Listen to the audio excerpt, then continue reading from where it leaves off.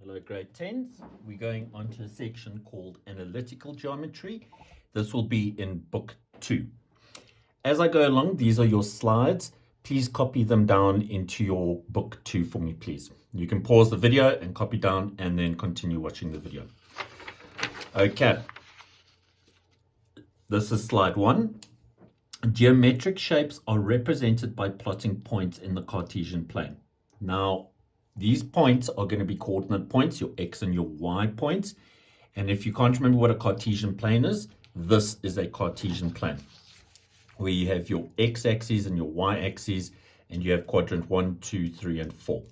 And that is where we're going to be plotting these things. Properties of geometric shapes can be proved using algebra. So, for example, we can be dealing with an isosceles triangle, or a parallelogram, or a rhombus, or a square. What we can do by plotting these things is we can see what these shapes are, and we can prove that it's a square, for example, using various methods, which we'll get into. Sketches in the Cartesian plane are useful when answering questions using analytical methods. Now, this is a big one, guys. I suggest it doesn't have to be perfect, but just a little rough sketch on the side, just so that you can see what you're dealing with. It becomes very difficult when they're giving you a whole bunch of points and you can't really see what the shape is. But if you put it on a Cartesian plane and you plot those points, you can see what shape you're dealing with. If we have a look at example 1, they're telling us if A is the point minus 4, 3, B is the point 2, 3, and C is the point 4, 3 are given. Determine the length of BC, the length of AB, and then the length of AC. Now, what I'm going to do is I'm going to plot these points and see what we've got. This first one over here, minus 4 and 3, that's going to be over here, minus 4 and 3. So this is A. Then B is 2, 3, 2 and 3. And that is B. C is the point 4, 3, 4, 3. I'm just going to put these coordinates in here. This was minus 4, 3. This one is 2, 3. And this one here is 4, 3. Now, what I want you guys to notice here is they have something that is common. And what is common here is they all have the same y value. They all have 3, 3, 3. That means that they're on the same horizontal line. And you can see that they all lie on the same horizontal line. That means that they have no vertical distance or difference in their vertical distance. And vertical is this way. They'll have a horizontal length though. If we have a look here, they're asking for the length BC. We're going from this point B to this point C. How many units have I hopped in that direction? Well, I'm going from 2 to 4. So we're hopping 3, 4. We're going from 2 to 4, so that is 2 units. So this is 2 units in length. If we look at the length AB, we're going from here to here. Now, guys, I know that this is a negative value. Don't get confused. We're still calculating a length. So to go from here to this point here, now remember that this is where your x value is 0. How many units did we hop going from here to your x where it's 0? Well, it's minus 4, so we've gone 1, 2, 3, 4. So that's 4 units in length. Now we need to go to this b x value, which is 2. So that's 4, and we're hopping another 1, 2. 4, 2, so this length is 6 units long. Now we're going from A to C. So again, I always go to the 0. Going from there to there, we've just discussed, that is 4 units long. Then going from our 0 to this one, we're going another 4 units. So that's 4 and another 4. That's 8 units long.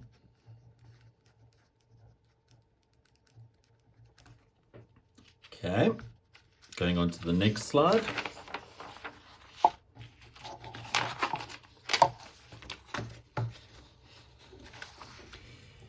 example 2, if x is the 0.24, y is the 0.20, z is the 0.2 minus 3 are given, determine the length of xy, yz, xz. I'm just going to plot these points. 2, 4. 2, 4 is over here. This is x. Y is the coordinate 2, 0, which is over here. And z is 2 minus 3.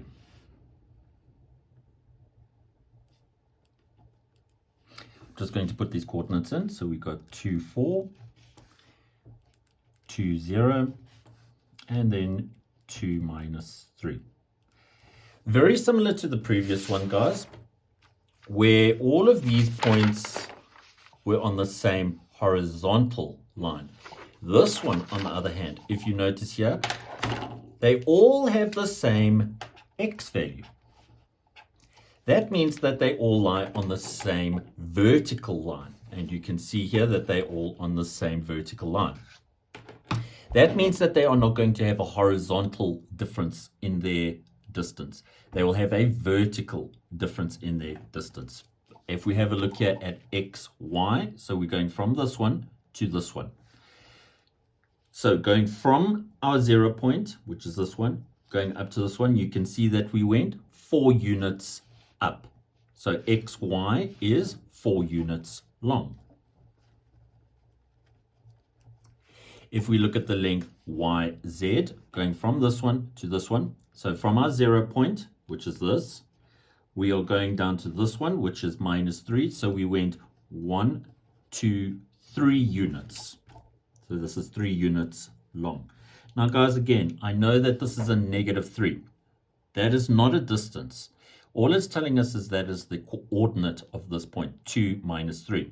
If we want to look at the length, we've got to count how many little hops we went. In other words, we went 1, 2, 3. So it's 3 units of length. If we look at the length xz, again, this is going to be very similar to what I did with the previous one, where I went to my 0, worked out what that unit length was, and then added it. So for example, here, we went 4 units to our 0, another 4 units, and then we added those two together. So I'm going to do something similar here. We're looking for xz. So this is our 0 line. How many units did we hop from here to here? Well, we hopped 4 units long. So that's 4 units long. From our 0 to this one, we hopped 3 units. So we have 4 units, 3 units. We have a total of 7 units in length. Okay, guys, so that was pretty easy. What you guys can do for me once you finish this is 11.1, number 1 for me, please. I am going to be moving on. Now, guys, what we're going to be going on to is something called the distance formula. Okay, and here they're just talking about the derivation of this distance formula, which I'm not interested in. You do not need to get this slide down. Okay, what I am interested in, however, is this over here. I want you guys to get this done in your books. Distance formula, highlight it, and then you're going to highlight the actual formula. This formula will be given to you on the formula sheet or in your exam paper. Okay, this is how we work out lengths between points. So we're not going to be doing it like what we just learned, counting how many hops, rather use this formula over here. Okay. Example 1, determine the distance between the points P, 2 minus 3, and Q, minus 4 minus 1. Leave your answer in simplest third form. What I'm going to do is I'm just going to rewrite these points. So we have 2 minus 3, and we have this other one, Q, minus 4 minus 1. Now, guys, all I'm going to do is I'm going to write down our distance formula here. But now, this distance formula is in terms of AB, and we're looking at points AB. Here, we're dealing with points PQ. So I just adjust the formula to PQ. All right. PQ equals, and I'm just going to put this formula over here so everyone can see what I'm doing. So we've got PQ now. Now it's saying here the x of b, so that means it's going to be the x of q, minus the x of a, so that's going to be the x of p, squared, plus the y of b, so that's going to be the y of q, minus the y of a, so the y of p, squared. And this is all in a square root. Okay, this order is important, guys. If you've got a q here, you must have a q there. A p, a p. You cannot swap this around and have a pq when you have a qp here. Okay, your answers will be wrong. Just make sure that you do that. All right, all I'm going to do now is I'm going to substitute into our formula, and we get pq is equal to, now our x value of our q is minus 4. Minus 4 minus our x value for our p is 2. All I've done there, guys, is just substituted. So I still need this outer bracket, and that's squared, plus. Now I'm going to substitute for my y of q. Y of q is minus 1, minus y of p is minus 3, and that's all squared. And just remember that this is all in a square root. Now, guys, once we've got this point, I can just put this in the calculator. Now, I'm only looking at what's under the third, all right? So we have here, just so that you guys can see here, let's put it like this. Okay, so we've got minus 4, minus 2, and that is squared, plus minus 1, minus 3, and that was squared. Just want to make sure that I got my signs correct here. Yeah. And that gives us PQ is equal to the square root of 40. Okay. Now they want it in simplest third form. I'm just going to put this on the calculator now. So the square root of 40, and that is your simplest third form. And we get PQ is equal to 2 root 10 units in length. Okay. And that's how you use your distance formula. If we look at example 2 now, consider the vertices of the triangle KLM, with K being minus 2, 0, L being 1, minus 4, and M being 2, 3. We need to calculate the perimeter. So what I'm going to do first is I'm just going to plot these points. And that's what I've done here, just drawn up a little Cartesian plane. So we've got here minus 2 and 0, and that is K. Then we've got 1 and minus 4. And that's going to be L. And then we've got M, which is 2 and 3. And that's going to be N. And what I'm going to do, guys, is I'm just going to join these coordinates just to see what type of triangle we have here.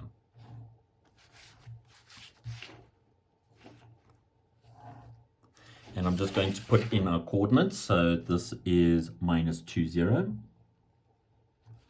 L was 1, minus 4. And M is 2 and 3. Okay. What we need to do now is to calculate the perimeter is I need to find the lengths of each one of these sides. So I need to find the length KM, then ML, then LK. All right. Let's do it over here.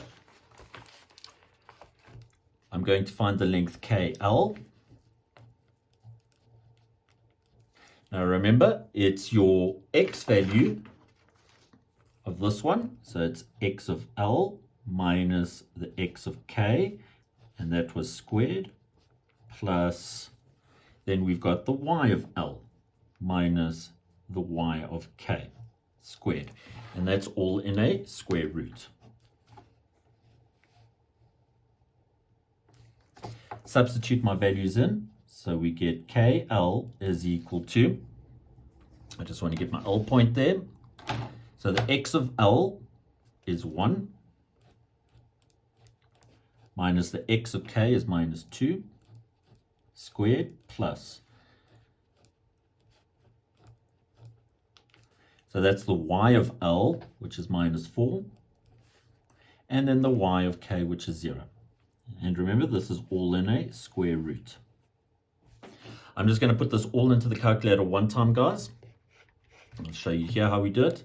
So the square root, 1 minus 2, and that's squared, plus minus 4 minus 0, and that is squared. And we get 5. So KL is 5 units long. What I need to do now is I need to do, we've done KL, I'm going to do LM. LM would be equal to, and as you guys can see, it's the same thing over and over again. So this is going to be the x of m minus the x of L. Then the y of m minus the y of L, all in a square root. Substitute my values in.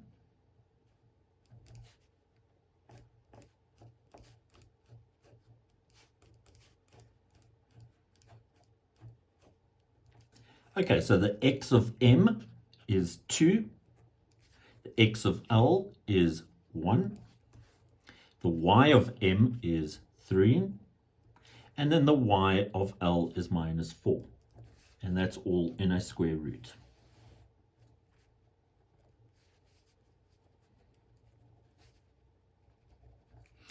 Just going to put this on the calculator. So the square root of 2 minus 1, that's squared, plus 3 minus 4, and that is squared. And we get a length of 5 root 2 units. Okay, we've just got the one side left, and that one side is MK. MK would be equal to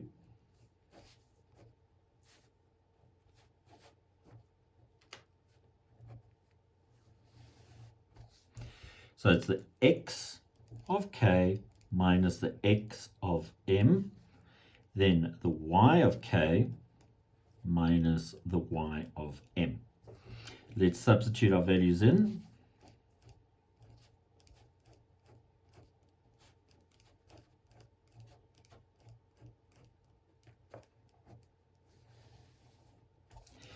The x of k is minus 2. The x of m is 2. Then we've got the y of k, which is 0. And then the y of m, which is 3. Plug that into the calculator.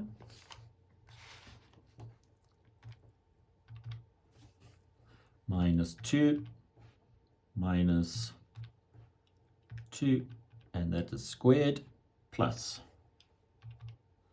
0 minus 3, and that is squared. And we get 5.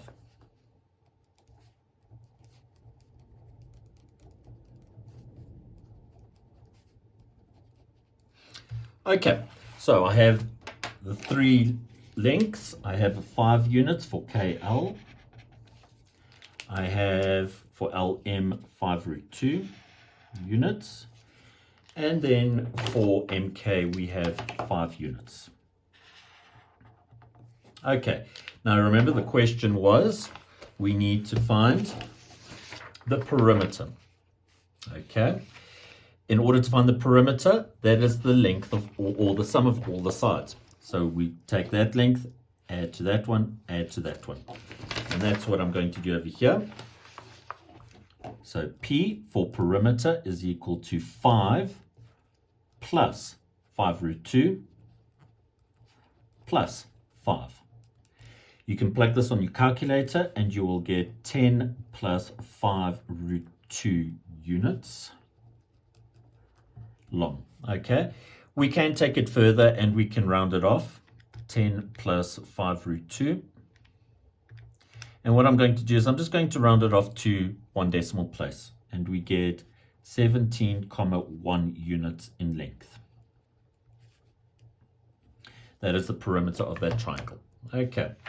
Then it's telling us here to classify the type of the triangle.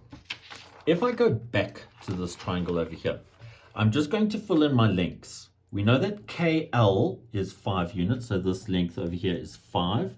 We know that LM is 5 root 2, so LM is 5 root 2 units. And then we've got MK is 5. MK is 5. And what you can see here is that these two sides are equal in length. And a triangle that has two equal sides like that is called an isosceles triangle. So we can classify this as an isosceles triangle. And guys, I'm just going to simplify it, just say ISO for isosceles triangle. Then determine whether it has a right angle. Now remember, right angle just means 90 degrees. And this is why it's so important to draw these pictures, because we're going to try and show that this thing is right angle by using Pythag. Now, there's many ways we could, or many sides that we can choose for that, but I can see that just by drawing this, that this is potentially the 90 degrees over here. So what I know is I know this side squared plus this side squared must be equal to this side squared, if it is 90 degrees, okay? And that's what I'm going to prove here. So I'm going to take this LM, or this KM squared, plus KL squared. Because remember what Pythag is. It is x squared plus y squared equals r squared. Okay? So I'm going to take this 5 squared plus 5 squared. And this gives us 25 plus 25. And we get 50. Okay, now it should be equal to the hypotenuse squared. And this is your hypotenuse, or potentially the hypotenuse. So 5 root 2 squared. If you do this on a calculator, guys, you will see that it gives you 50. Okay, therefore, this is a right angle triangle. Therefore, right angle triangle. For the reason that this is equal to this. If it wasn't that, then it wouldn't be 90 degrees because Pythag does not hold. Okay. Okay, guys, I think we've got one more example, which is example 3.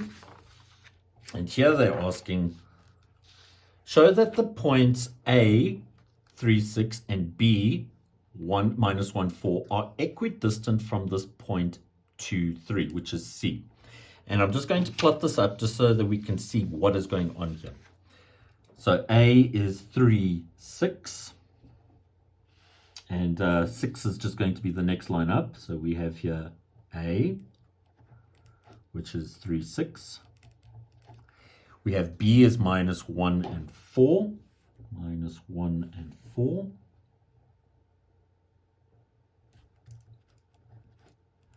Minus 1 and 4. And then the last one is C is 2, 3. 2, 3.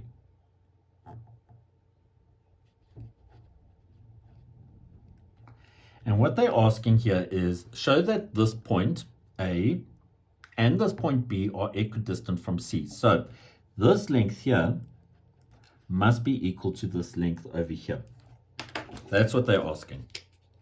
We have to show that the red line is the same length as the green line. And all I do with that is just use my distance formula. The first one I'm going to do is AC. So we go AC is equal to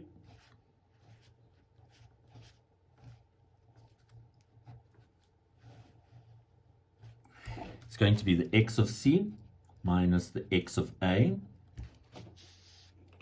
Then the y of C minus the y of A. Let's substitute these values in.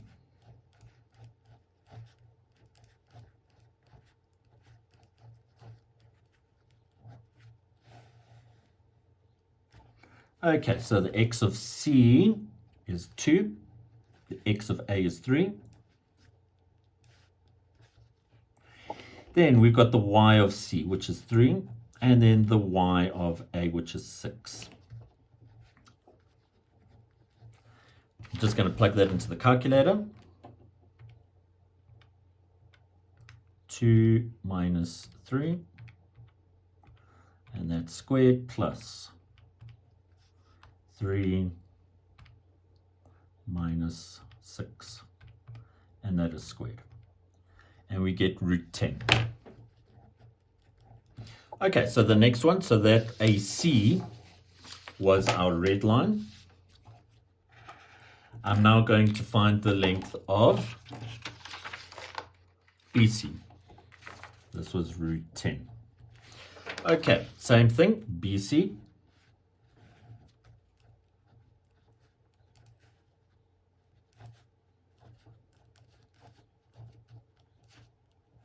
X of C minus x of B, y of C minus the y of B.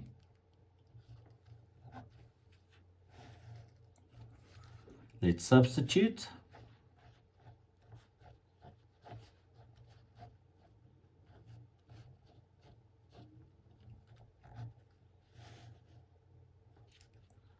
Okay, so the x value of C is 2, the x value of B is minus 1, the y value of C is 3, and then the y value of B is 4. Okay, plug that on the calculator and see what we get.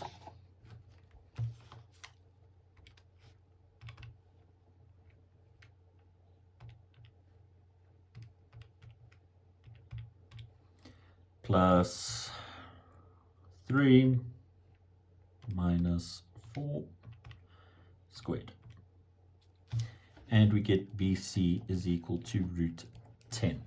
And that is our green line. So we've worked out the length of this is also root 10. And what we've done by doing that is we've shown that they are equidistant. They are the same distance. Okay. Right, grade 10s, what I would like you to do is 11.2, number 1, ACE, number 2, ABCE, and then number 6 for me. Thanks, guys.